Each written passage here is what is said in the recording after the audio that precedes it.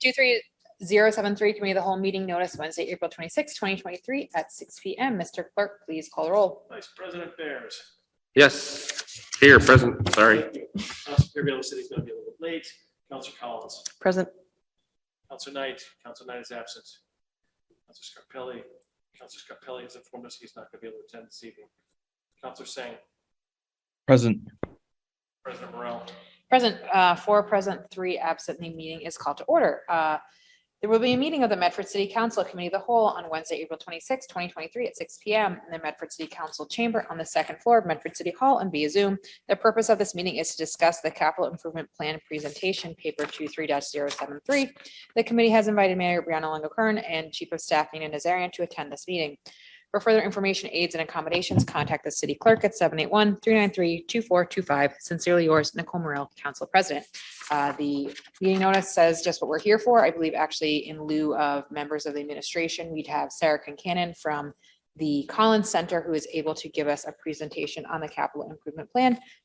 Sarah, I believe you should have the ability to share your screen at this point. Excellent. Thank you. Let me share my screen.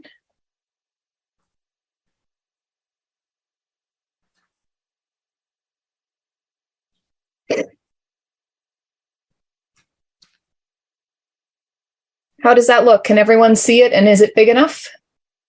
Yes and yes. Excellent.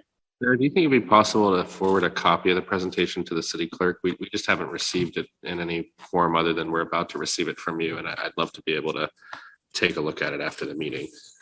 Yes, absolutely. I can do that. Thank you. I'll write myself a note.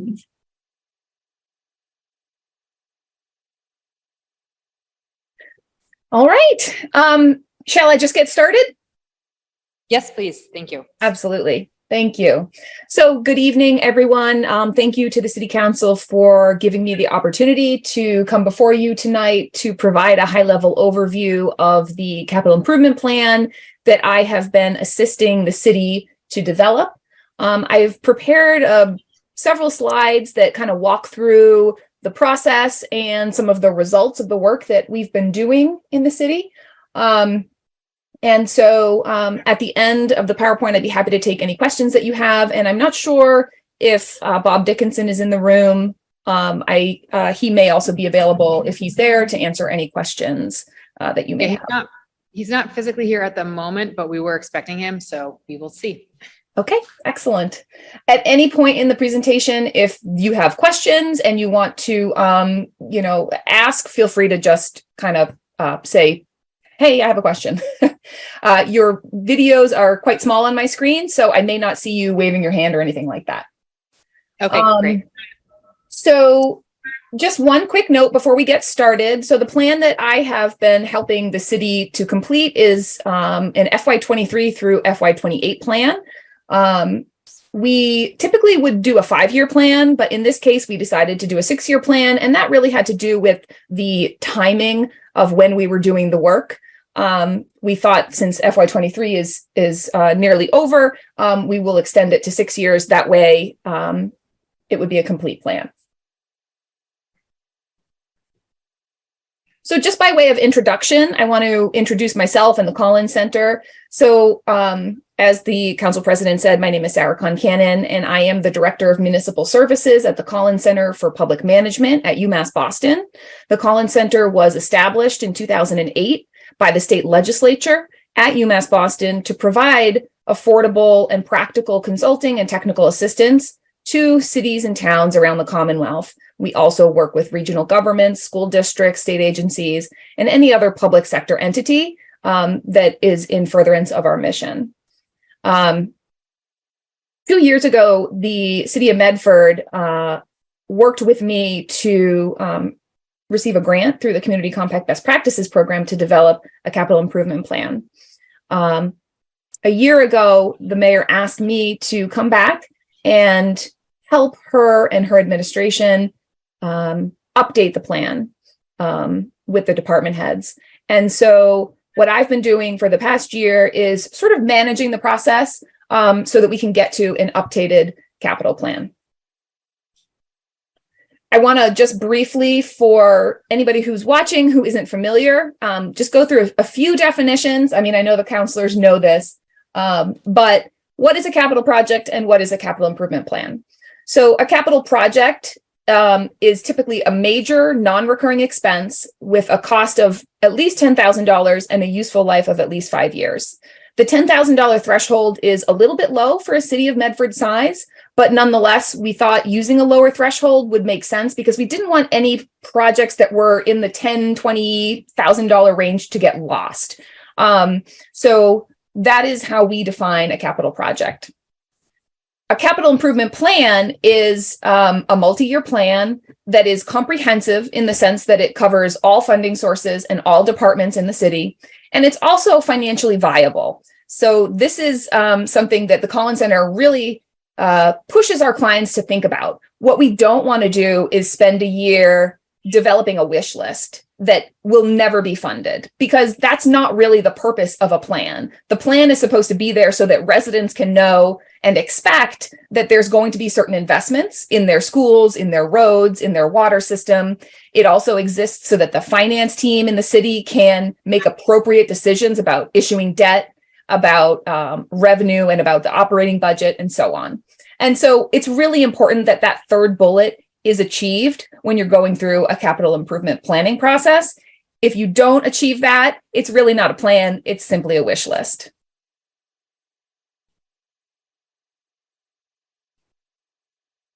Again, for any members of the public who might be, learning about a CIP for the first time tonight, it's a really important document, and it's an important process for a city or town to go through. If you don't have a capital plan, there are a lot of things that can go wrong. So, for example, there could be negative impacts to public health or public safety.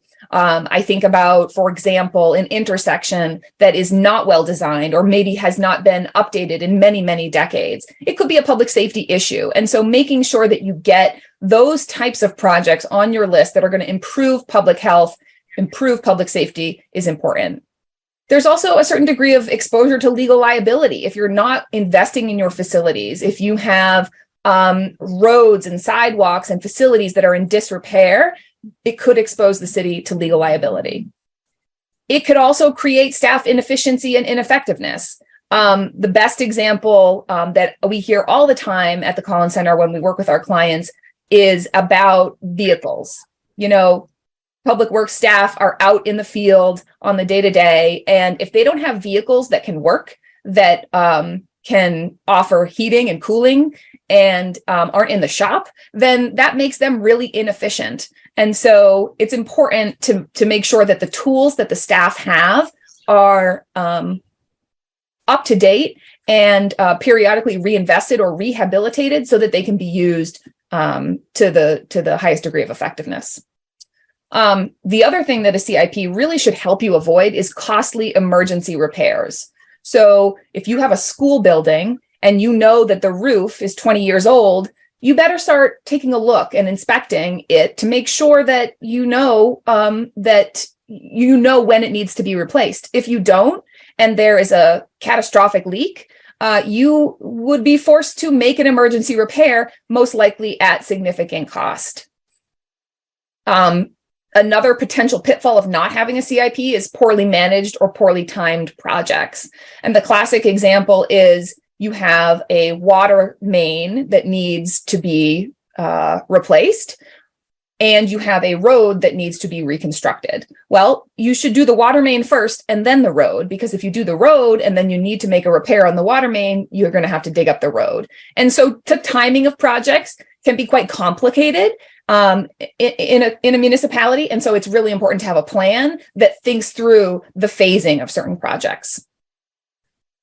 Another issue with not having a robust capital improvement plan is you may have inconsistent debt service, which is really difficult to accommodate in an operating budget. You don't want your debt service to be $1 million one year and then $750 the next, and then $1.5 million. You really want smooth debt service, and that's the best approach from a financial perspective.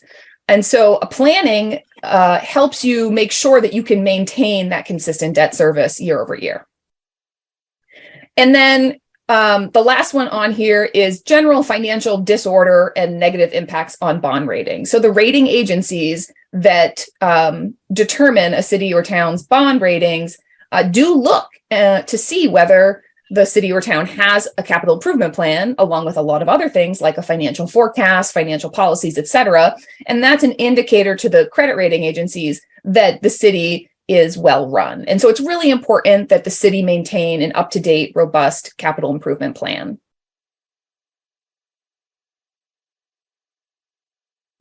So this is a typical capital improvement planning process for the city. So sometime typically in late summer or early fall, the administration and finance teams would develop what we call a capital investment strategy, which is based on a financial forecast and projected resources. The capital investment strategy is really the financial plan in terms of how much money is available to be invested in capital. And I'm going to talk more specifically about what the capital investment strategy is, and I'd be happy to answer any questions. Part of what they'll look at when they're developing the investment strategy is the historical spending, the historical budget, and looking at projecting what the operating budget is going to be out in the future. And then in the fall, all the departments are going to be surveyed so that the city can understand capital needs, understand the priorities, and understand what grant opportunities are out there. So the department heads are a really integral part of the process, and I can't really stress enough how much work the department heads have done over the last year on this capital improvement plan. They really are, providing so much information, and I really want to commend them all because they were all wonderful to work with. In early winter, the project requests are reviewed and assessed for their adherence to citywide goals and priorities, and the capital investment strategy is finalized. So one note on priorities. It's the department heads who are providing really good information about what the top priorities are for their departments. And that is invaluable because in a city the size of Medford, it's nearly impossible for, one person to fully understand all the priorities that are going on. So we really rely on the department heads and take into consideration what they're telling us the priorities are. So, and then also in early winter, the capital investment strategy is finalized. Sometimes there's more information that will inform the capital investment strategy, things like developments in the operating budget process or information coming out of the state in terms of their own budgeting process. Then in the spring, the capital plan is finalized and presented to City Council. And then on an ongoing basis, the administration and finance staff need to provide oversight while the departments are initiating and managing the projects. That is a really important piece of capital planning that, doesn't get talked about a lot. Once you have the plan, it's time to execute on the plan. And so one of the considerations that I always need to think of and I need to communicate is what are departments able to manage in terms of projects? There are some departments, planning departments, DPWs, engineering, there are a lot of projects that they see as needed. And sometimes you don't have the staff resources to manage all those projects, let alone, the funding to actually pay for them. So that's an important consideration. I will say that the project plan, which is, the list of projects, is really a dynamic document. Priorities can change, resources can change. And so it's really important that the capital planning process be considered an ongoing annual process, just like you would an operating budget. Sarah, we have a question from Vice President Bears. Okay, excellent. Hi, Sarah. Thanks for the presentation so far. I just have a question on the survey of capital needs and opportunities. Could you go a little bit more into how the process occurred, and were there like standard operating practices that the Collins Center recommended to the city to conduct that process and then also to conduct the annual review. And then I have a follow-up after that. Yeah, so what we did this year is take the list of capital needs, which I typically will call the capital needs assessment. And that is basically a big spreadsheet of all of the projects. And we send that back out to departments and we say, what has stayed the same, what has changed, whether it is the scope of a project that's changed, whether it is the cost of a project that's changed. Maybe last year, engineering told us that that they were going to reconstruct a road, but now they realize they have to do, they can only afford a smaller section, or they need more money to do the full section. So project scope can change, project costs can change, and priorities can change. And so basically what we did was send that information back out to department heads and said, please let us know what has changed and add any projects that you weren't aware of 2 years ago that you now feel are high enough priority that you want to add them to the list. So that's the way that it typically works. And I will say, the process can be difficult to manage. It's a lot of information going back and forth, and departments can be on different timelines in terms of when they get information, when grant opportunities open up for them. And so it certainly is, it's a lot of work to manage. And sometimes can be a bit messy, as all municipal work can be. But that was the typical process, and that's the process that we followed last year. Thank you. Yeah, I guess that brings me to my question. So my next question, which is, it sounds like this was kind of a project-based assessment, and I'm wondering if that would be different from an asset-based assessment, in the sense that it sounds like we have a list of projects that people think we need, but we maybe don't have a list of all of the city's capital assets and what their actual needs are. Is that correct, or am I misunderstanding it a little bit? Well, for a department head, a department head should have a list of their capital assets, and they are the experts in their capital assets, and they are the ones who review their capital assets, and then based on the condition, the use, etc., define projects that they feel are needed. One thing I will say the Collins Center is not strongly supportive of is taking a look at asset lists. Let's say you have a list of dump trucks, right? There are guidance, there's best practices around, or I shouldn't say best practices. There are typical lifespans, right? And manufacturers will tell you that this asset has a lifespan of X years, 5 years, 20 years, whatever it is.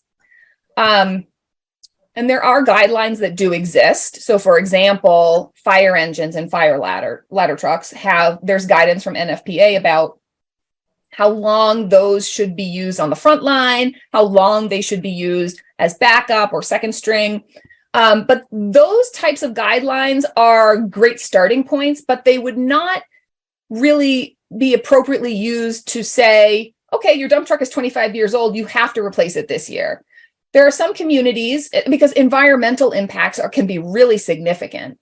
There are some communities that keep police cruisers for 3 years, and some communities that keep them for 7 years. Dump trucks, likewise, may last 10 years in one environment, but 20 years in another environment. So we don't take, and I'm not sure whether that's what you're referring to when you say an asset-based approach, but the Collins Center is not, doesn't typically recommend taking a look at an asset inventory divorced from the unique context that the department heads would be able to provide about an asset's condition, performance, et cetera. Does that answer your question? Kind of, and I appreciate the context. It's more to me that the CIP has always felt like step 2 in a process to me, and it sounds to me like step 1 is kind of just living in people's heads, and that would be saying, here are all of our capital assets. and this is what they're worth. This is how old they are. These are, the issues we have with them. And I don't necessarily mean, more replaceable assets like a vehicle. More, I'm thinking about fixed assets like a building or roads and sidewalks.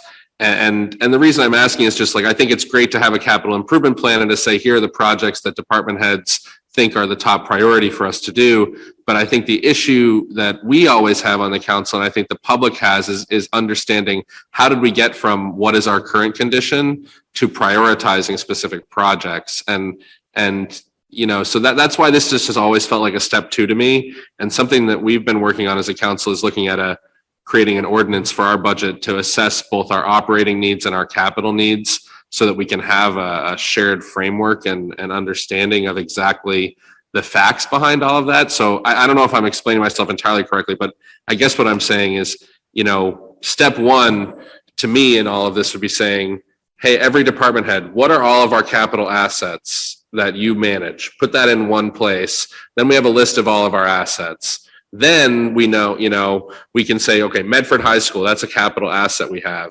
What do we think the need is for, bringing that up, addressing all deferred maintenance on that asset. And then we would come to a capital improvement plan that says, so we have $100 million in deferred maintenance at Medford High School, and that may be across 10 different projects. Here is our capital improvement plan and the specific projects that we're creating, over the next 6 fiscal years, we're going to do 6 projects of $10 million, and that's going to address 60 million of the 100 million in deferred maintenance. So, sorry I couldn't make that. Sorry that was so long-winded an explanation, but that's really what I'm getting at, and I'm wondering what you think about that. Yeah, absolutely. So, what you've described has been done. So 2 years ago, I think I mentioned that we was the first time I had done the capital improvement plan for the city. Now that project was very different from the project that I've done over the last year. That project was a full in-depth capital improvement planning process that I managed, and it involved interviews with every department head, sitting down with them and saying, what assets do you have in your department? Of course, there are asset inventories for vehicles and facilities. There was a chapter that we wrote in the capital improvement plan that we had done 2 years ago that outlined in pretty good detail all of the capital assets in the city. And I can certainly share that again. That is it was written for the public so that they could understand how extensive and expansive the capital asset inventory is in the city, the municipally owned capital asset inventory. So there are lists of all of the parks with some basic information, I think acreage and use, lists of the buildings, how many road miles, how many are residential, how many are collector roads, how many bridges, what are the years of the bridges, when were they built, when were they rehabbed, are they, obviously municipally owned, and things like that. So those things do exist. Absolutely. Great. Well, that's helpful. Oh, sorry, go ahead. Well, I was going to say, and they are also the basis of generating the projects in the capital plan. Great. Well, that's helpful, to have that information. Did that document include on the asset inventory list, like the cost it would take for each asset to bring it to a state of good repair? No. That's a difficult question to answer, Councilman, because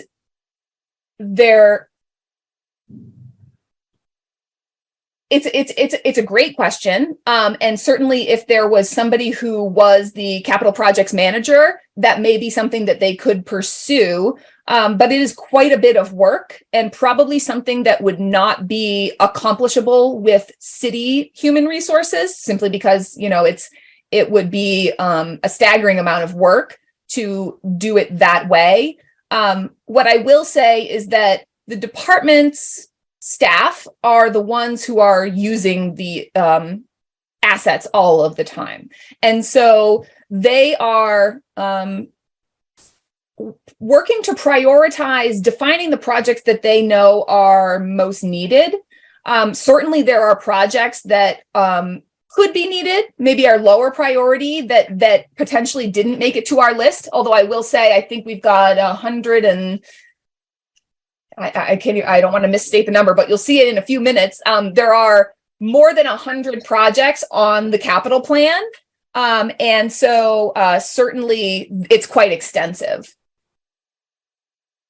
Yeah, that's helpful. And I appreciate it. I understand it's a difficult process, but I think, for us from a city financial planning perspective, there really is a need for us to have that figure. One of the most helpful documents that we have right now is the road and sidewalk condition and reports and the assessments that came along with that, where we now have an actual dollar number, over 9 figures about how much the city needs to spend to bring our roads and sidewalks into a state of good repair. And I think for financial planning purposes, having something like that for all of our assets really needs to be a goal. And I know it's not your job to do that, so I'm not asking you to obviously speak towards that, but it sounds like we have a lot of really great data from the last process that you did and from this process, and that, pulling all that together and working potentially with an outside consultant to really nail down the dollar figures for what the needs are for capital needs. The dollar amount needs for capital needs is important, and completely hear you on department heads, knowing their assets the best and suggesting what the best most urgent needs are for capital funding. But, I think exactly what you just said about, there may be other lower priority needs that don't get included. That's what we need to know about too.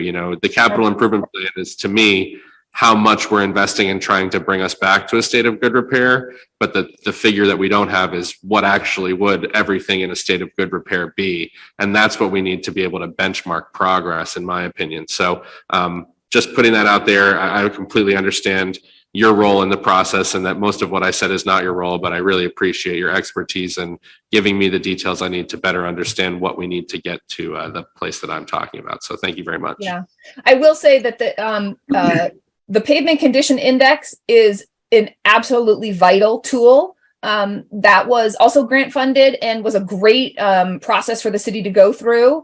So that's great. It would be amazing if you had that type of report for each asset type. The other type of assessment that municipalities often do is to hire an architectural firm that can come in and do really deep facilities assessments. The facade, all of the HVAC, the plumbing, all of that, and they can generate that number that you'd be looking for facilities. Of course, that's quite a costly endeavor to bring in a consultant to do that. But I absolutely agree. It's a invaluable tool, not only for city council, but also for the department heads to help them understand what is the true cost and is there anything that I'm just not seeing. So I really appreciate your comments. Thank you. Yeah. And could you, sorry to Bogart, I know my other fellow counselor has a question, Counselor but Sang has his hand up as well. but just how often that the index, either the process that you did at the beginning where you surveyed all of the department heads to get capital needs, or the thing that we did for roads and sidewalk conditions, how often would you suggest we do that iteratively? Should it be every 5-year capital improvement plan we also do that, or should it be more regular or less regular?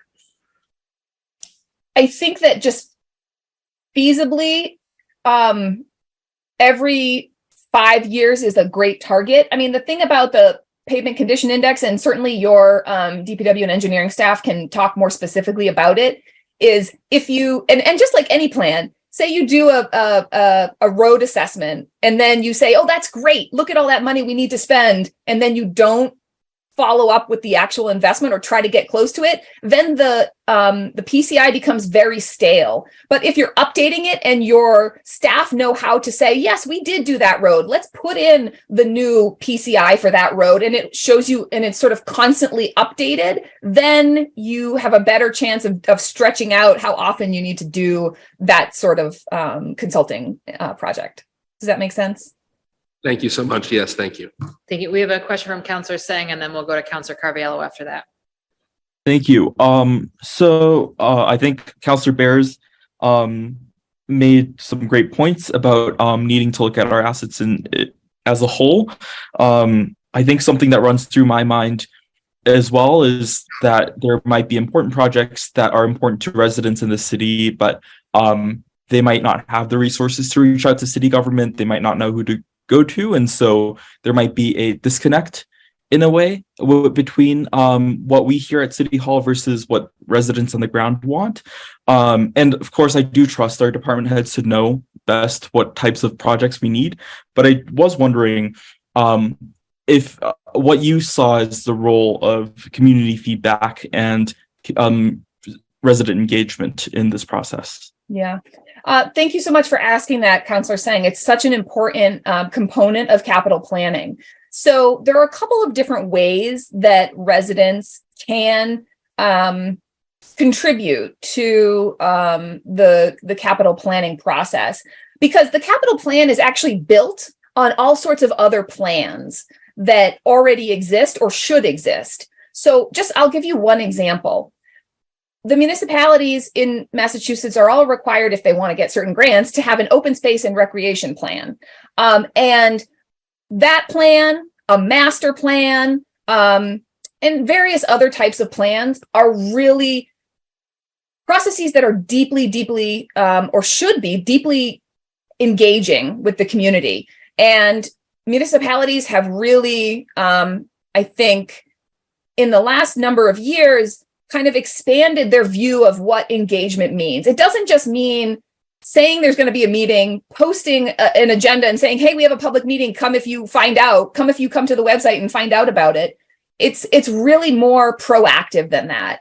And so cities and towns in Massachusetts have been doing a decent job of trying to really build out their capital engagement capacity. And that means going, say you have a charrette, or say you have a charrette's like a meeting. For those who don't know, a charrette like a meeting where people can come and really deeply engage with planning and land use type of activities. And so it might mean something like going to leaving City Hall and bringing that charrette activity to a community center or a school where people are comfortable. They may not be comfortable going to City Hall, but they may be comfortable going to their child's school to participate. It also means offering meetings in different languages to meet people where they are. It may mean something as small as providing childcare so that people with young families where kids can't be left alone can participate. And so it's such an important part. So the capital planning process is built on those types of plans. So when your planning, development, and sustainability department provides me with the list of park projects that they see as priorities, what they're doing is referencing the plans that have been built with strong community engagement. So that's one thing. But the other thing, which is really interesting, is that I've seen in some municipalities a more robust direct community engagement with the capital planning process. And it could be something like, now we didn't do this, but it's something that you could consider in the future. Something along the lines of creating a form, a Google form, or a digital form where residents can contribute ideas for capital improvements. And they're not going to be able to tell you how much the road is going to cost, how much asphalt you need, but they're going to be able to tell you, hey, if this road's not on your list, it should be. Or they may tell you, I'm really disappointed that the school playgrounds are not accessible. And that might trigger the departments to say, oh, yes, I'm seeing a lot of conversation. I'm hearing a lot from community members that this is important. And that could elevate a project. And there may be other ways to engage community members. So you could look for individuals, but you could also go to community-based organizations that maybe speak for a larger demographic group and say, hey, what are you seeing? Any capital needs that you see, it could be PTAs, it could be religious groups, it could be, different affinity groups. So that's a really interesting and innovative way of engaging the public in the capital planning process. Again, not something that's very widespread, but something that's on the cutting edge, something that I'd absolutely, recommend that you all consider. And if you have more questions about that, I'd be happy to think about who I know in other cities and towns that have done things similar, and maybe we can make a connection. I thank you so much. I think you read my mind on the next question, which is that, we do have a lot of plans, and I was wondering how this plan engaged with those plans. I have tons of questions, but I know you have more to present, so I'll let you get to that. But I did have a question because we've started to talk a little bit about prioritization. Yeah. And so I was wondering if there were metrics that we were using to evaluate how we prioritize projects, or if it was really, left up to department heads or to these plans. Yeah. So the Collins Center does have what we call a scoring methodology, which has a number of parameters with which we score projects. And there are things that you would expect, things like, is there a public safety issue? Does this project advance environmental concerns? Does it have an economic development benefit to the town? Is there external funding available? Things like that. In this particular case, the process we went through in the past year, what we did was we were able to essentially accommodate basically all of the projects that the department heads identified. We just spread it actually over 7 years. So there were a handful of projects that got pushed out to FY29, but we were able to accommodate basically all of the projects that departments identified as priorities. And so that was really great. But we do have that scoring methodology that goes through, I can't remember if it's 15 parameters or 19, something like that. And those are really, and department prioritization is one of the very important ones. But that scoring is very useful for guiding a conversation, especially if financial resources are tight. Now, I will say in this particular case, we've had a special, very unique funding source, ARPA, which has really changed the game in terms of, these couple of years where we can spend it on capital needs. So that's a little bit of an anomaly. And so the scoring becomes less imperative because there are a lot of resources out there. But yes, absolutely. You need to have some sort of methodology that allows you to assess objectively the different projects. And if there are financial constraints, you have to make difficult decisions. And sometimes it can be really challenging to say, well, what's more important? A dump truck or 3 new cruisers? Like, they're both super important, both absolutely essential. So how do we make that work within a financially feasible plan? It can be a challenge. We'll go to Councilor Carviallo. Thank you, Madam President. And thank you, Sarah, for the presentation so far. I agree with Councilor Bears and what he said it earlier, that I think maybe we are putting the cart in front of the horse here a little bit. Being on this council longer than anybody else, I've seen capital plans come and go in this community. We see them, we develop them, and they never really ever come to fruition. Maybe 1 or 2 things ever happen on them. But I think the city is at the point where we're at right now is, I think we need to take stock of our assets and see where they are and the condition that they're in. We have a history in this community of letting our assets just really fall apart. So over in the last 6 years, or maybe a little longer, we have a brand new DPW building. We have a new police station, and we have a new library. And before then, the only really capital improvements that we ever did was we built the new schools. And now those schools are 20 plus years old, and we didn't do our job as a city and maintain them.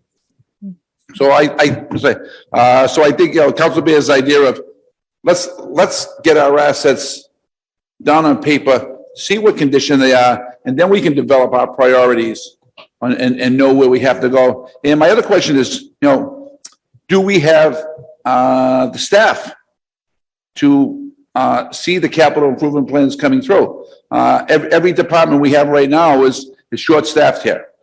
Some departments don't even have department heads. So that's a concern that I share with the capital plan going forward. So just my opinion for the next few minutes, and then I'll come back with some more questions after. Yeah, excellent. Thank you for those comments, Councilman. I think you're absolutely right. Just to go to your last point first, you need to have the staff to manage projects. Now, some projects can be done in-house to a large degree, but most of them are need to be, you need to procure experts to do them. And then you need to provide oversight for those contractors. And so you do need human resources to manage a capital plan. Absolutely. And that is a challenge for, Medford and many cities and towns around the Commonwealth. And the other issue with human resources is directly tied to your point about deferred maintenance. Many communities can, spend a decade moving toward a major construction of a new building, and it's a lot of work, and getting everybody to buy in, figuring out how we're going to fund it, maybe pursuing a debt exclusion. But then if you don't have the staff to do the regular preventive maintenance on the building, checking those HVAC filters, cleaning, things, and just monitoring what's going on with the systems, then they're not going to last as long as they should. And so that's a really significant challenge for cities and towns around the Commonwealth. Those costs fall within the operating budget. Obviously you guys know very well how challenging developing the operating budget and funding what really needs to be funded can be. Thank you. I believe that's the questions we have for now. If you want to proceed. Okay, thank you. Thank you. Actually, this is a good slide to come up next, to the counselor's points about what are the capital assets in Medford. This is a summary that comes from the chapter that I had mentioned a few minutes ago. So in Medford, there are a lot of capital assets that are municipally owned. There are more than a dozen city-owned buildings, police, fire stations, library, city hall, DPW yard. There are 9 school facilities and associated components like athletic fields and parking lots. You have IT assets, computers, tablets, network components.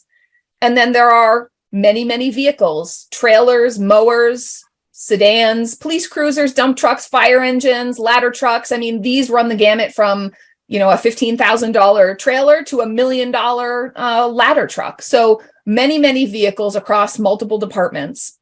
You have dozens of parks and recreation sites, including playgrounds, trails, athletic courts, athletic fields, pool, pond, skating rink. You have a lot of recreational assets in the city, and a lot of them need capital improvement. You also have passive use open space like veteran squares and monuments, cemeteries, things like that. You have 92 miles of roads and many miles of sidewalks that need to be maintained and improved from time to time.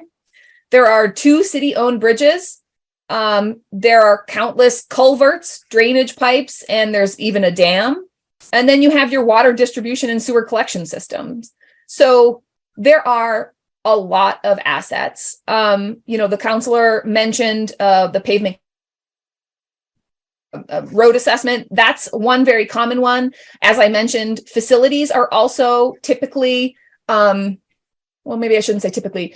It's not uncommon for cities and towns to bring in architectural firms to do a feasibility facilities assessment on their facilities. Water and sewer systems often will have assessments done by professional engineering firms. So those are the kind of first places I would guide you toward if you are serious about finding some money to bring in specialized consultants to take a look at your assets. Those are the ones that are most commonly targeted.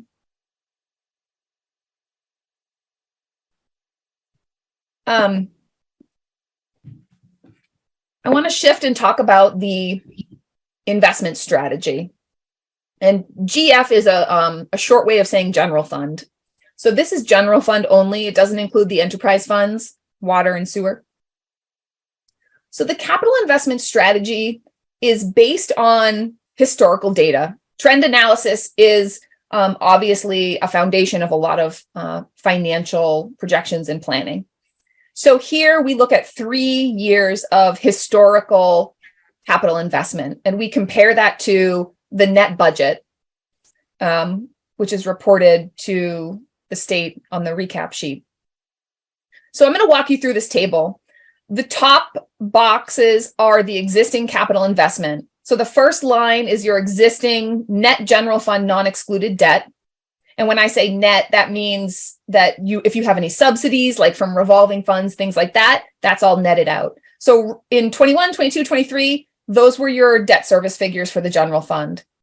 Then you have a capital lease for a fire truck. And in 2022 and 2023, half of that capital lease was funded from the general fund operating budget. And then you also have what is typically called pay-go spending or pay-as-you-go spending. That's cash that's spent on capital projects. Most likely and most typically it's free cash. So I've added that as a note, free cash. So 2021, 2022, there was no free cash spending, which I think is an anomaly. In 2023, so far, there's been slightly over 2.9 million appropriated from free cash for capital projects. So the line there that says total existing capital investment, that's the total of all the money you've spent from the general fund on capital projects for those 3 historical years. And then moving down to the second box, the first line there says net budget with a 4% projected annual growth figure. We calculate net budget using the recap sheet from the state. And we're using 4% as the projected annual growth moving, as we move into the future, 24, 25, et cetera. But what you see in these boxes is the actual net budget. The next line says funded via debt as a percent of net budget. So that means what is your debt service as a percent of your net budget? And as you can see, it's somewhere, it's between 3 and 3.15%. That's a typical number. It is a strong number. It's not too low. It's not too high. I think it's a good number for the city.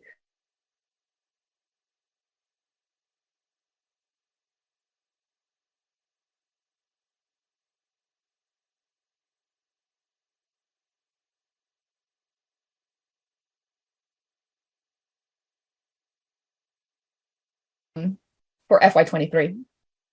And then the total capital spending as a percentage of net budget. So you can see those totaled up. So the bullet at the bottom just has some notes about kind of what we interpreted from the findings. So historically, the city has invested approximately 3.5% of net budget in capital projects, both from debt and cash. ARPA funds have significantly impacted the CIP that was developed 2 years ago. And significantly changed things, because ARPA is cash, we can fund projects that previously may have been funded with debt, but now we have the opportunity to fund them with cash, saving the taxpayers dollars because they're not having to pay interest on those projects. And it really is a significant opportunity. Before I go to the next slide, I just want to make sure there are no questions about this. Did I explain it well enough? I believe so. I do not see any questions. Okay. Thank you. All right. So taking the historical data, conversing with the finance team about what they're seeing in terms of operating budget projections, their financial forecasting, et cetera, we developed a 3-pronged approach to the general fund capital investment strategy for the ensuing 5 years. So 1, free cash. We want to project free cash for capital investment conservatively because we really need to protect reserve levels. It's sort of been an economic whiplash from the start of the pandemic to today. There were dire projections, then it turned out things weren't so bad. Now we have all this ARPA money, but what does the future hold in terms of the economy? We really don't know, but we do know that it's best practice and it makes sense, and particularly in this case, to project conservatively. So we don't want to spend too much of our free cash because we want to keep some of it back to be held in reserve just in case we need it. The second prong of the strategy is those ARPA dollars. ARPA is really a unique opportunity to accelerate capital investment in the city. And there are some rules around when it needs to be committed and when it needs to be expended. And so you'll see that there's quite a lot of projects that are accomplished or have already been sort of committed. We've already committed a lot of our ARPA dollars, but then there are more there's more that will be committed through this plan for capital spending. That is not something that's going to last forever. Obviously, there are time limits, but for the next several years, it's a key part of the plan. And then the third is the general fund debt. So our target says that we're going to try to keep general fund debt service at 3% of net budget to maintain affordability for residents, and also to avoid significant up and down swings in the annual debt service payments. And that really is essential for operating budget development. In addition, the plan calls for water and sewer projects to be fully funded from enterprise fund revenues. So the enterprise fund is set up to run those services just like a business would, and it needs to cover all of its costs. And so there are two sources that the enterprise fund can use to pay for its capital projects. They have retained earnings, which is equivalent to free cash. And so any cash funded projects would be typically funded with retained earnings, and then they can also issue debt. And then the last piece of the plan, which is something that the city does really well, is to continue to be aggressive in seeking grants, including MSBA and any other non-tax levy funding sources. Obviously, this is something that just makes a ton of sense for taxpayers. And there are a lot of opportunities at the state level that the city has really strong a strong history of being very competitive for grants. And we're sort of entering a new era of opportunity from the federal government with the bipartisan infrastructure law, just kind of opening up the doors for a lot of infrastructure investment. And I actually think the city of Medford is really well positioned to take advantage of those opportunities. All right, so here's another table. And I'm going to walk you through it because I want to make sure that folks can understand and don't get confused. I'm going to move you guys so I can see this fully. So the top is the same as the last table. That's existing capital investment, but it goes out to future years. So it includes 24, 25, 26, 27, 28. So we know, because the debt that you're issuing is long-term debt, we can project what those costs are going to be. And we can see that the debt changes over time. And we can also project capital leases. Here we have the lease for the fire truck listed in FY23. There are several more years of that, and that's actually, those lease payments are actually included in the plan to be funded from free cash. So those don't appear up at the top, but do appear in the bottom. And then obviously we don't know, there's no commitment yet in terms of PAYGO spending for those future years. That will come once we move forward with the plan that has been developed. So we know what the existing capital investment is where the city has to pay it. We have to pay for the debt that we've already issued. Then we can look at the net budget projection. So again, the net budget for the net budget is based on a 4% projection, and we carry that annually. Now that could change. It could be that, after the FY23 budget is all settled and you start to get into the FY24 budget, the 4% feels wrong. Maybe it's too high, maybe it's too low. That number can be changed. And obviously it would impact the full plan. It would flow throughout the plan. So I'm in the middle of I'm in the third table here, the line where it says funded via debt as a percent of net budget. So that refers to the existing debt only, no new debt. So you can see the existing debt drops from 3% to 2.7, 2.5, and so on down the line. What that tells us is that you have debt falling off, and we can recapture that debt service to be used for new projects, therefore keeping the smooth debt service that we really want to see in order to keep the finance folks happy. And then funded via PAYGO is also listed there. Again, we have no PAYGO committed. So then moving down to the last table, we can see it's titled Target Capital Investment. So this is where we identify what the resources are that we want to commit. So the first line says debt service at 3% of net budget. What I'm doing there is taking the net budget that I'm projecting and figuring out what 3% of that would be. And that is going to be compared to our existing debt service to generate the amount of money we have available for new debt, which is that next line you see. So looking to FY24, under the line that says available for new debt, there's $564,000 available for new debt service. You can see it grows as the years go on. Now, $564,000 for debt service, that doesn't mean you can only do a project that's $500,000. It means the debt service would be $500,000. So you can do exponentially more in terms of the issuances, the total project cost. Down at the bottom, you can see the free cash investment target and the ARPA investment target. So these numbers were developed in conversations with the mayor and her team and the finance team. And so we've got 1.5 million from free cash in FY23, 1.5 million in free cash in FY24. And then we're going to drop down because we are not sure whether free cash numbers are going to continue to be as strong. So we drop down to 750,000 and then inch our way back up, as you can see here in the table. ARPA.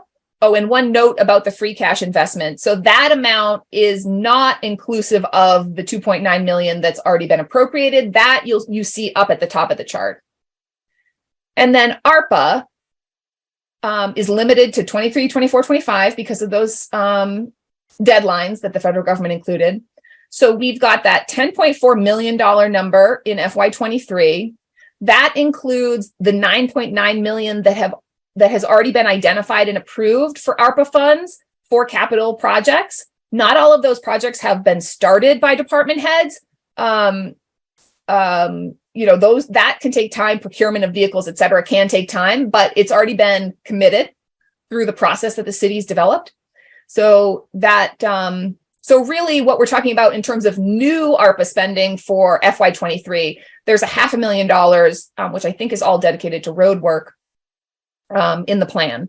And then in 24 and 25, we have $1 million that we're saying is our target spending. So in total, that bottom line there tells us how much money we have for cash capital or PAYGO capital. I just want to mention, I see a notification that there's someone in the waiting room. I don't know if you all are seeing that. Thank you. Councilor Carbiel, then Vice Bears. Thank you, Madam. Do you know if we're figuring in the school reimbursement in this plan? So we figured some MSBA monies. There is a project for roof work district-wide, and I believe the total was 8.4 million. So it's spread across multiple school buildings. And we estimated a 50% MSBA portion. So that is one spot where we did use MSBA. We did not yet include MSBA monies for the high school project, because my understanding is that there's still some work being done around what that project is going to be. And we're still waiting to hear from MSBA. So we took a conservative approach and did not include MSBA monies. But obviously that's something that would be wonderful to have and would significantly improve the finances, especially when it comes to that major building project at the high school. Did you have President Bears or just, okay. Thank you. Just a question. I really like targets. I think targets are super helpful. So I like seeing that our target for capital investment is that our debt services stick around at 3% of our net general fund budget. My question is it, the free cash target, obviously the ARPA target is short run. So, that money's going away, but the free cash target, it seems ad hoc. And I heard you say, we're not sure 2025, fiscal 25 free cash is going to be as strong, et cetera.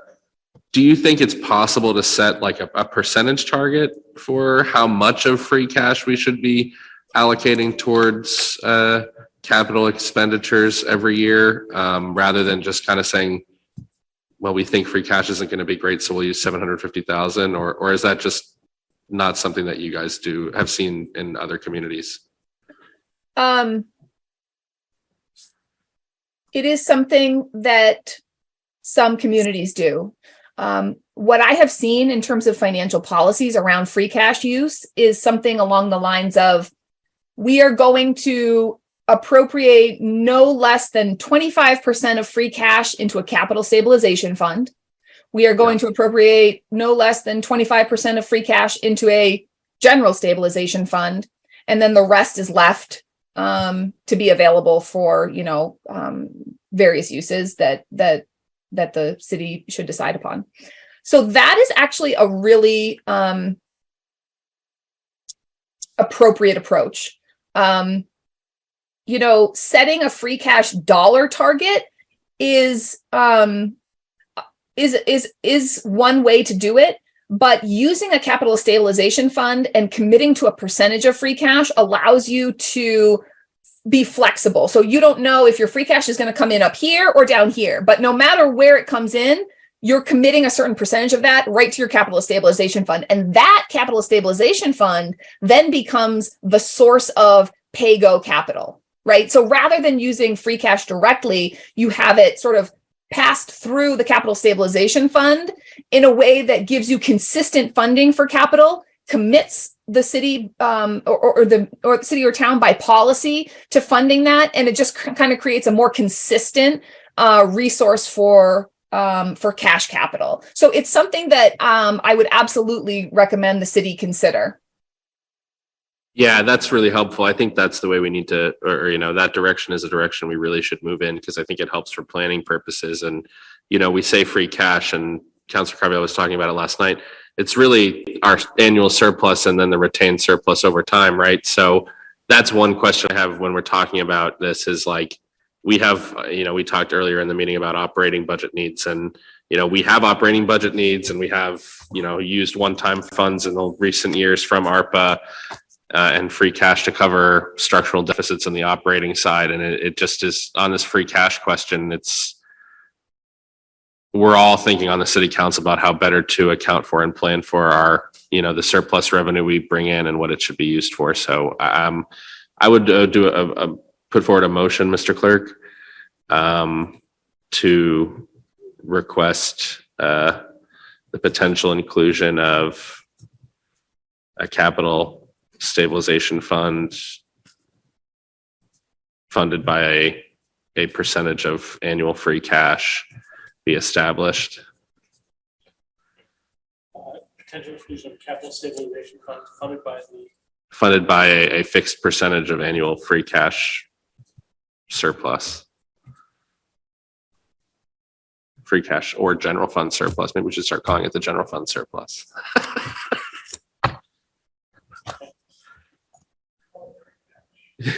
I know. I like free cash, but then people. Yeah, thank you. That's the motion. Do you want to take that now? Or We can wait till the end. We can do them all at once.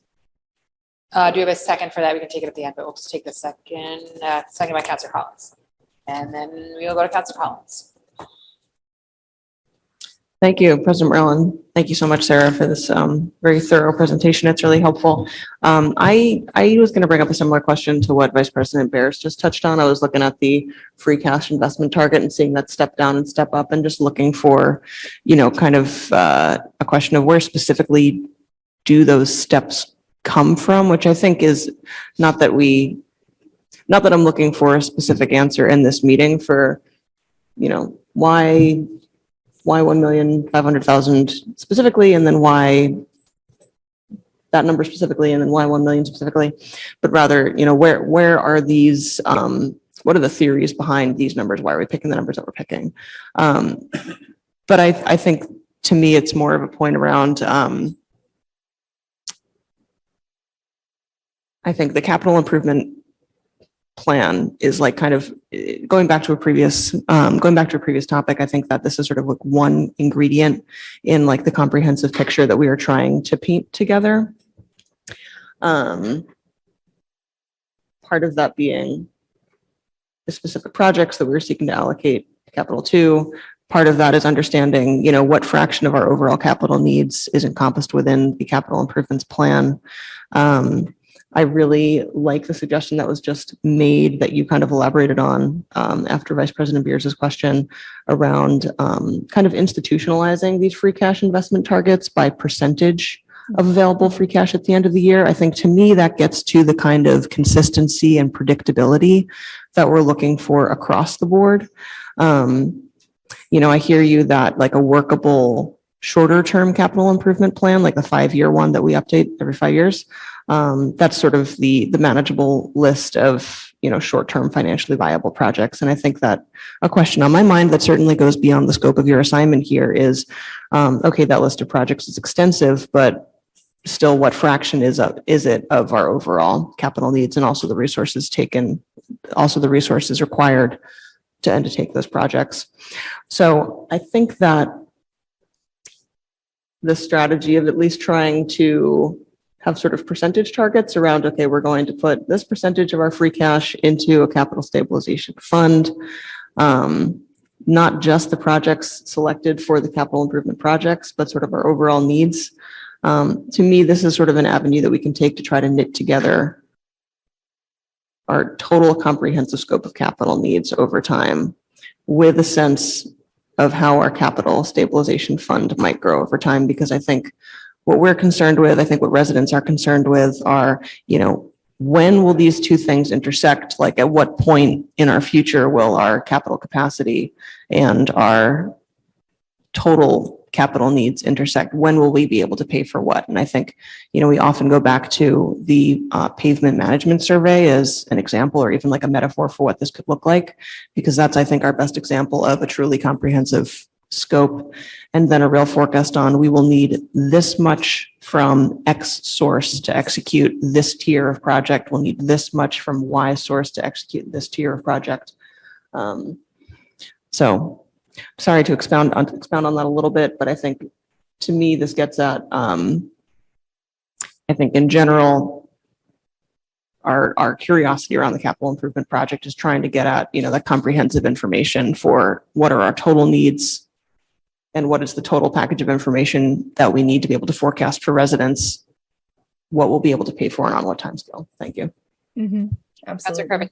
Thank you, Madam President. Before we move money from the stabilization, is that a 2/3 vote or just a simple majority? Would Sarah know? Sarah, would you know? I think that it's 2/3. I think that I don't want to misspeak. I could find that out for you though. God, can't. We have a Councilor Carviallo. Do we know if the vote to move money to stabilization, if that's simple majority or 2/3? Do you know? No, listen. Yes, I didn't know if you happen to know. Okay, that's where. Yeah, if we could find out that, if we can Yep. find that out, please. Yep, we can. Okay.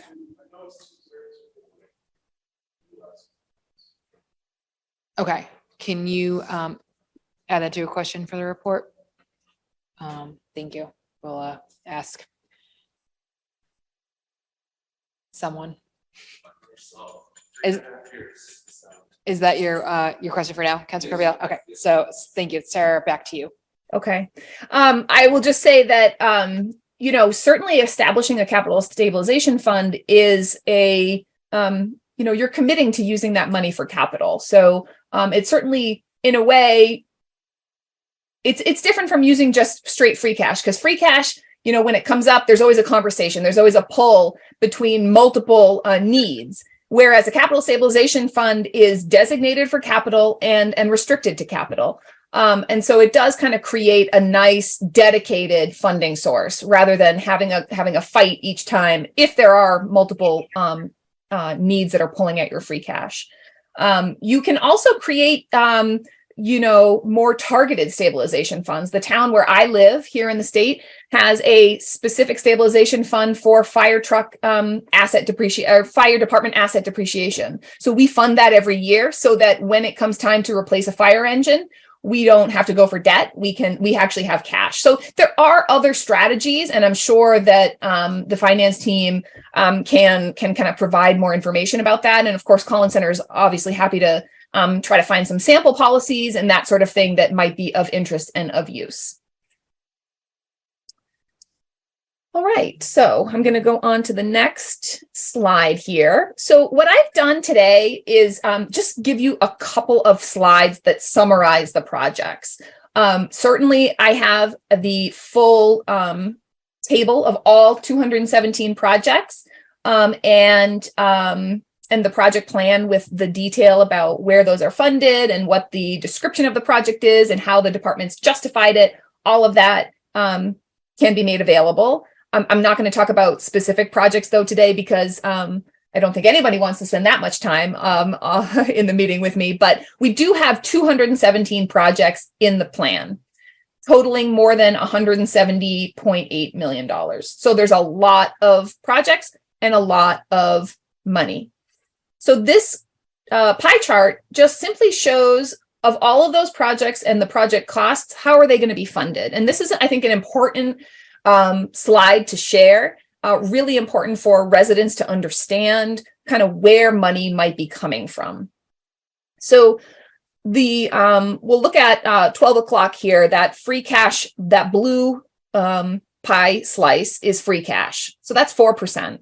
Then we've got ARPA, which is 7%. Again, a pretty significant, unique kind of one-time situation that we're in with ARPA. Then we have the green chunk, which is funded through general fund debt. So that is that 57% of the project costs are general fund debt projects, over $98 million. That does include $50.6 million for the Medford High project. Again, to the councilor's point, at this point, not including any MSBA dollars, which is obviously a very conservative approach.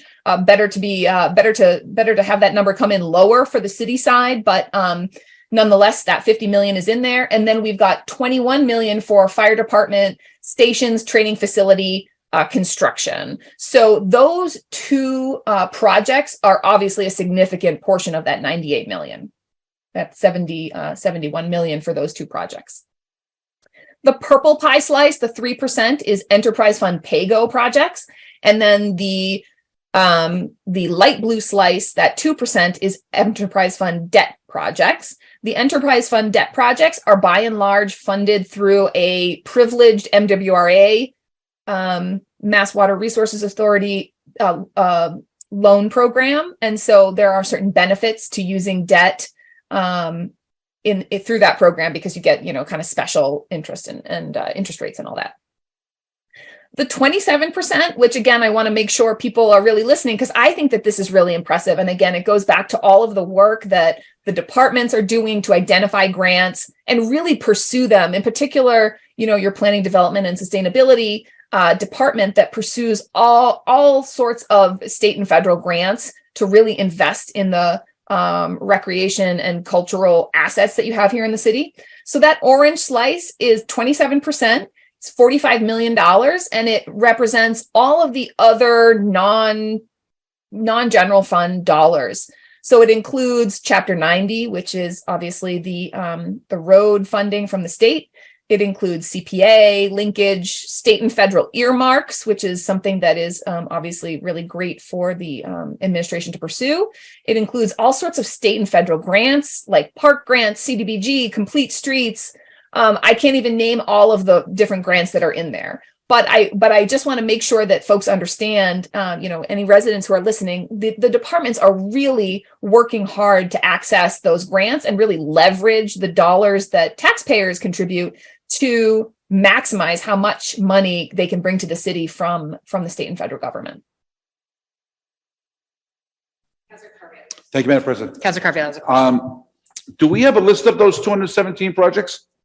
I do have that list and it will be shared. I don't have it on, you're not going to see it on the screen, but it does exist, of course. So if the council could be provided a copy of those projects, it would be helpful. Yep, absolutely. Thank you, Council Carviallo. You can go ahead, Sarah.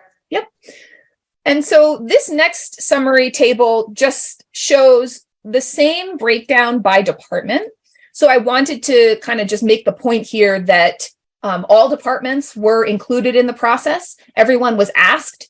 And obviously you can see, and if there are departments where my abbreviation doesn't make sense to you, feel free to ask. I think most are pretty self-explanatory. Parking is on here. That's the PRK and so on. There are obviously a lot of variation across departments in terms of how many projects and how expensive those projects are. That really has to do with not only the kind of scope of work of the departments, but really what capital assets they have custody of. And so you can see DPW and engineering have many projects. More than 50% of the projects are attributed to DPW and engineering. Of course, that relates to the fact that they cover all the roads and the sidewalks and the water and the sewer systems, and they have many vehicles, et cetera. So, but every department is included here. We have a few smaller departments that have just, one or two or three different projects, but they're laid out here. Question from Vice. Oh, yep. Thank you, and thank you, Sarah. This is helpful just for getting some quantifying the plan. And this isn't really a question, more of just something to add for the record. I believe the pavement improvement study talked about 100 million plus in need. Are the road and sidewalk projects split between engineering and DPW in this chart? I think those would have been all engineering. But what I will say is that certainly this is not an exhaustive list of all the projects that the city should be doing. Again, it only covers those 23 through 28. And so it would not include every single thing that was identified by the, I forget what you call it. I always call it a PCI. So excuse me that I'm not using the right terminology for you guys, but whatever was in that road assessment, certainly, that is the basis though for what they identified as the top priorities for this 5-year cycle. Right. Yeah. And that's helpful. It's just, I'm pretty sure that recommended us going up to about almost $10 million a year in investments. And if we took and it's, again, this isn't a criticism of, it's just a comment because I think it goes back to the, here's what we're putting in, but what is our actual need? Engineering over 6 fiscal years, let's call it 18 million, let's call it like 3-point-something million a year. Let's assume all those engineering projects are roads and sidewalk projects. We're doing about 3 million a year, which is great. And it's more than we were doing before. And I think it might be like the maintenance level recommendation in the pavement plan or the PCI assessment, but to actually start bringing down and or bring up the PCI numbers and bringing down the number of streets that are in poor condition, it really was recommending closer to 10 million a year. And that's just why, that piece that I was talking about earlier, I think is so helpful to gauge benchmarks. Like, I'm really glad we're spending 170 million over 6 years on capital. I think that's really good. I think these are all probably great projects. I trust our department heads, but is 170 million absent any context sounds good. 170 million if our need is $1 billion, not so good. But yeah, it's really just more of a comment, and I really appreciate this chart, and thank you for answering my question.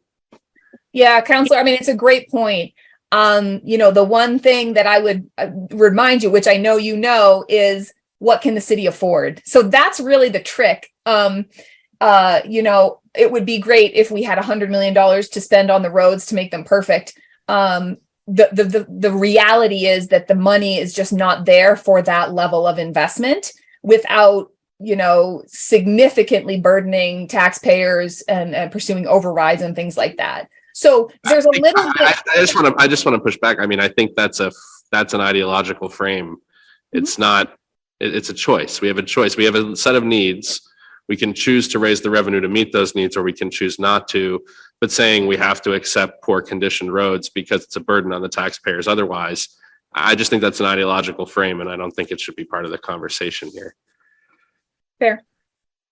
Thank you, Vice President Bears. Sarah, you can proceed. Okay. All right. So this chart, this table shows the budgetary impact. So whereas before I was talking about project costs, now I'm showing you budgetary impact, which means rather than telling you you're going to spend $100 million on a building project, I'm going to tell you what the debt service is going to be each year. So you can think of this as how much money you're going to have to expend on an annual basis.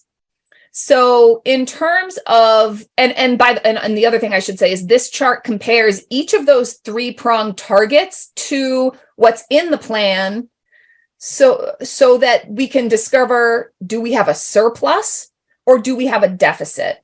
So if I told you that you had $1 million to spend in free cash, after you listed all the projects that you wanted to actually spend and complete, I could then tell you, okay, you've got $50 million or $50,000 left, or you're over by 50,000. You need to cut a project that is about that amount. So that's what I mean when I say surplus or deficit compared to the target.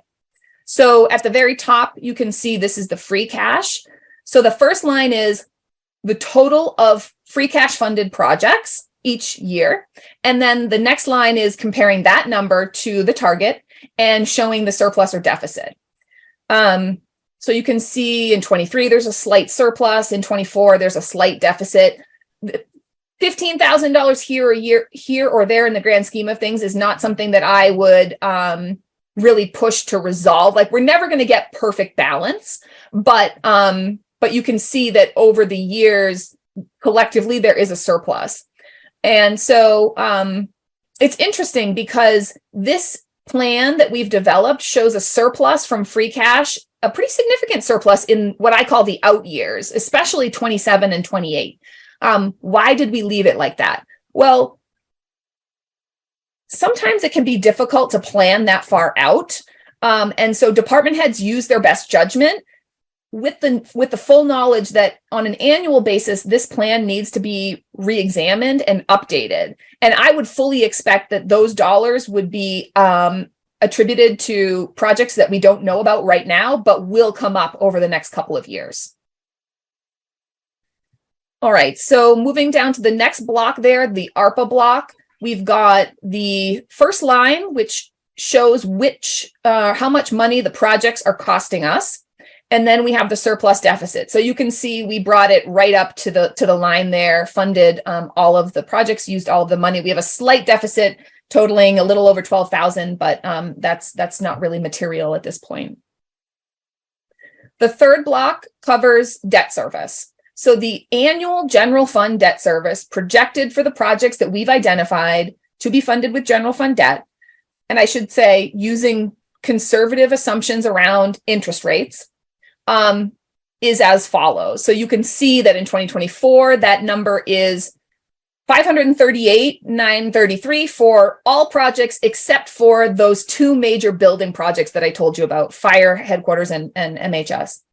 I kept those separately because they're so significant and so impactful in terms of the budgetary impact that they really need to be considered kind of on their own line here. The reason that you see such small numbers for 24 and 25 and 26, and actually 27 too, is because when you do such a major building projects, you're issuing bands, bond anticipation notes, which means you're only paying a very small amount until you issue the full amount of the work, the debt, once the construction has gone forward. So you can see that. Oh, Sorry, I have a question for Councilor Carviallo. Thank you, Madam President. So when I'm looking at maybe I say it's a little hard to hear some things you say. I'm looking at the fire headquarters in the high school. We have no money budgeted for that in 23. Is that correct? There is no debt service associated with those projects in FY23. So there's money spent. I believe there has been 150 already appropriated for design and feasibility work for one of those projects. So, but the reason that it looks so low, Councilor, is because it's debt service, and so that the amount, you don't start paying the debt until the project is pretty far along. I don't see our library debt service here either. The library debt service is you've already issued that debt, so that would be included in the existing debt service. So this is just new projects on this table. The existing debt service inclusive of the library issuance was in the existing debt already committed. So that has been accounted for, absolutely. Thank you. Thank you. All right, so back to that debt service table that you see there sort of in the middle. I will point out that you can see that there are deficits, right? So what that is telling us is that starting in FY25 and 26, we are spending more than that 3% target. Now, in 25 and 26, the numbers are not so bad. $50,000 over on a budget of $5.5 million is not very concerning. But once the construction of the potential construction of the fire project and the high school project kind of go forward, that's a pretty big number. That's not going to be ever feasible to accomplish within the 3% target.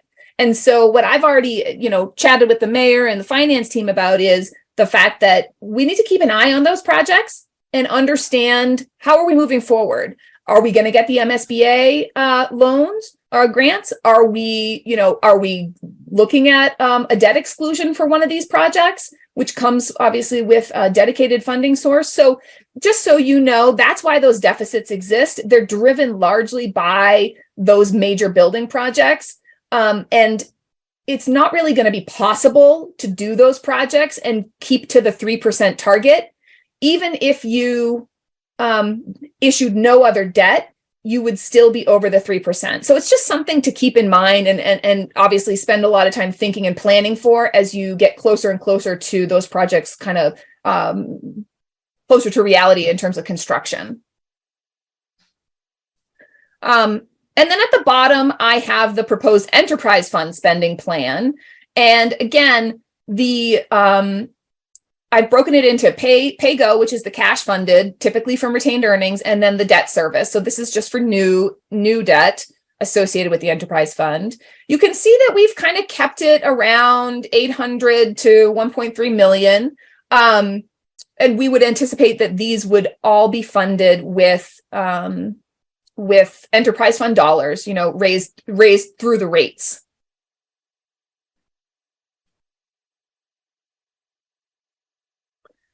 All right, so just some final thoughts before I wrap up, and I'm happy to take additional questions. So the CIP really is a living document. It does require ongoing review, and it requires ongoing management. If you do a plan, and this applies to any type of plan. If you do a plan and then let it live on the shelf or live in a folder and you never use it, manage it, then you've kind of missed an opportunity. So certainly, I would encourage the city's administration to actively manage the capital improvement plan. Capital planning is an annual process. It has to be done every year to maintain a robust and accurate plan. We should expect that sometimes the scope of a project changes, or priorities can change, or funding sources can change. We may have in the plan attributed a certain project to CPA funding, but you know what? They get to make their own decisions. The CPC is an independent body. They may say, no, thank you. And then we need to find a different source of funding for the project if we still want to fund it. So there are a lot of assumptions built in around grants. And if things don't work out the way we want them to, we need to find other funding sources. Other city efforts really do have an impact on the CIP and can change it fairly significantly. The future of the high school is one prime example. It's such a significant and important project. And should it move forward, depending on how that looks, it's going to impact the capital plan. Absolutely. Just a note on the pandemic and sort of what's been going on over the last several years. As I think I said, it's kind of been whiplash. At first there were some real dire consequences and projected, and some negative things happened as regard local government finances. But then we had ESSER funds, and we had ARPA funds, and we have federal legislation that's opening the door to all sorts of infrastructure funding.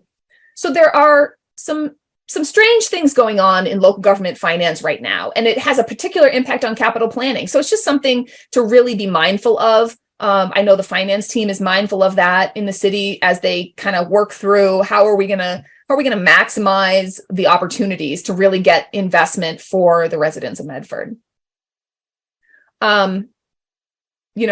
There are local and state ARPA funds, as well as those federal infrastructure dollars. And, having a robust plan really sets you up for taking advantage of them. And I think you have the human resources to do so. And I just want to kind of end by saying I really applaud the department heads as they've kind of walked this process with me. I know it has been, it's challenging at times to pull yourself away from the day-to-day and think bigger picture. There was a lot of information that we requested from them, a lot of back and forth, a lot of questions. And I just want to thank them for all of the work that they did to get to this point. And that's it. I'm happy to take questions. As I had said, I will share the PowerPoint. I will share the list of the full projects so that you can see it. Of course, I'm happy to answer questions now. And if there are follow-up questions at a later date, I will do so as well. I'm just going to turn my light on. Thank you, Sarah, for that extensive presentation. I think we're all much more knowledgeable because of it. And I think we're all eager to get the list and the presentation as well. So thank you for that. And I will go first to Councillor Sang. Thank you. I know it's getting late, so I'll be extremely brief. And if you want to speak to any of it, you can. But I think it's just more general points. I think in this is for the budget as well as for the CIP, but I think it'd be helpful for us to get an idea of what dollars are going to maintenance, what dollars are going to improvements. To see the delineation, I think would be helpful. I think in that kind of vein of things, this is for all residents too, and to help us as policymakers and as legislators, it would help us to have an idea of the impact of deferred maintenance as well, and the if we could get cost figures for that. Just these are just general notes for the future, and I am excited for these projects and excited for us to try to find a way to fund them.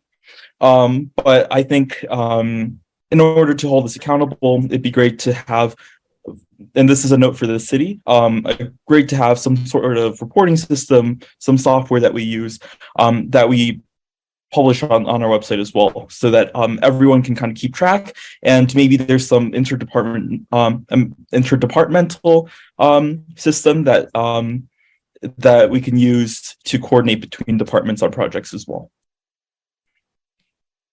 Thank you, Councillor Sen. Any other questions? Councillor Collins. Thank you, President Merlin. Thank you again, Sarah. I think that was really, really helpful overview of kind of this slice of our capital improvements project and sort of overall forecasting. And I think just as a, not as a question, but just as a note, that I sort of leave with this meeting with this on my mind is, I think that, again, to me, this is sort of like one chapter of the project of trying to as a city, get our arms around what are our total needs. And we've had discussions about this with our finance director, Dickinson, before as well. And we know that some of what goes into that total need assessment is very difficult, like when it comes to the human resource capacity needs in carrying out all the projects that we could fit into an exhaustive list. But I think that, where this really comes into, when we get beyond just the winnowed 5-year list, I think that what the city really needs is the exhaustive look of what has to be done overall, what's going to come online in 5 years, what's going to come online in 10 years, what's going to come online in 20 years. How are we selecting what we're selecting for this next 5-year period? And also, like, what's the box that we're thinking inside of for what we can feasibly do? Because I think the residents deserve to know that criteria, and we need to know, if we're making selections based on certain constraints, I think that we need to be evaluating those as well. So this is a really helpful presentation on part of this. And I think we'll all continue to chew on this, indefinitely going forward. Thank you. Vice President Bears. Thank you, Madam President. I just want to say thank you to Sarah. Thank you to the Collins Center, to Director Dickinson and our finance staff for pulling this together. I think it is a valuable document with a lot of information that can help inform future decision-making around the city's financial plan. For me, I think the two takeaways that I have are, one, exactly what Councilor Collins said, how we can take the information we learned in this presentation to inform the work that we're currently doing to establish an ordinance to assess our overall needs for our operating budget and our capital budget. And two, also, getting better acquainted with free cash and how we can manage it and how we can work on it. So I think those are two great things, but I really just want to echo Councilor Collins' point. We have a community, we have a city. That city has capital assets that everybody uses. The state of good repair for those assets is a choice that we set democratically as a community, and a choice that we've been for a very, very long time, for decades in this city.